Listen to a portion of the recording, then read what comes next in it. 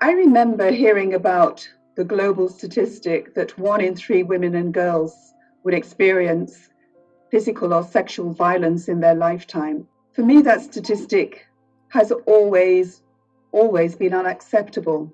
And this is why the None in 3 Centre was created. None in 3, as a research centre, has been set up to try to make that statistic none in 3, so that it is not me, it is not you, it is not her that is affected by violence. Whilst we're based here in Huddersfield, we're also working with partners across the globe. So our original partners were based in the Caribbean and included countries such as Barbados, St. Lucia and Grenada.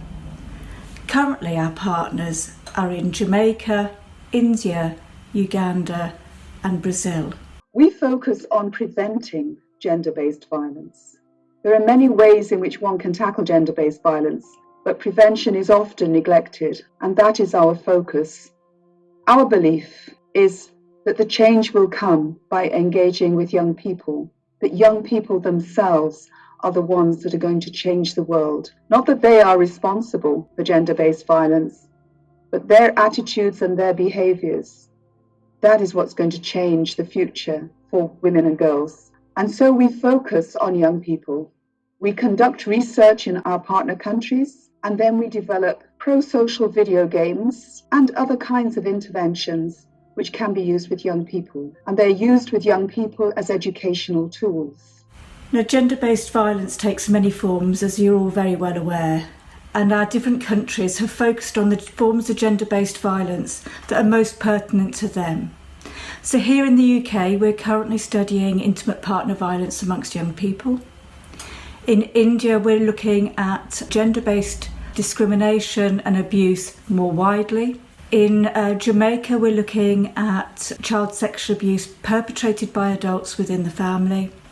And in Uganda, we're looking at child marriage and forced marriage amongst young people under the age of 18.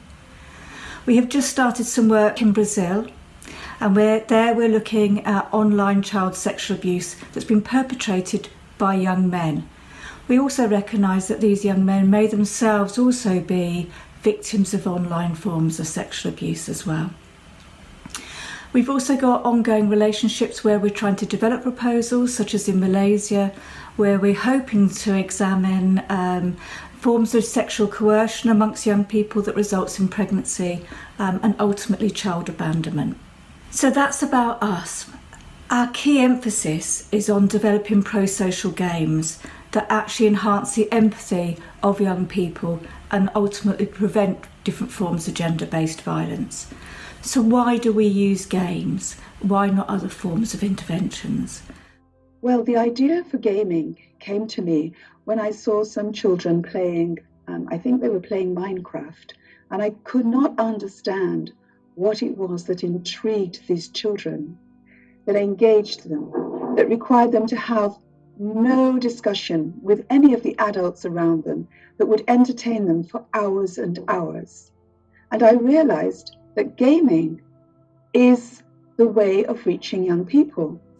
Well, if you think about children nowadays, they're not quite so enamoured by books as I was when I was a young person, or tree houses as my son was when he was growing up.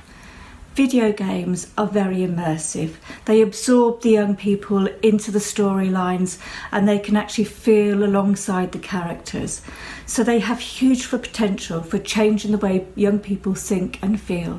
It is a medium that young people choose to use to express themselves for leisure, for learning, increasingly for learning about social problems. That gaming gives us the opportunity of reaching absolutely millions of children and young people, potentially. And so we create pro-social video games, which can be used in schools and other settings to help to change children's attitudes and help to make them aware of what gender-based violence is and what they can do to stop it. And if we can target young people early enough, we can capture them before these views and attitudes that lead to gender-based violence become ingrained and internalised. And this conference today is a crucial reminder of what I started with by saying, that young people are going to be the change that we need to see in the world. We hope you have a wonderful time at this event today. Welcome to you all to Play, Talk, Change.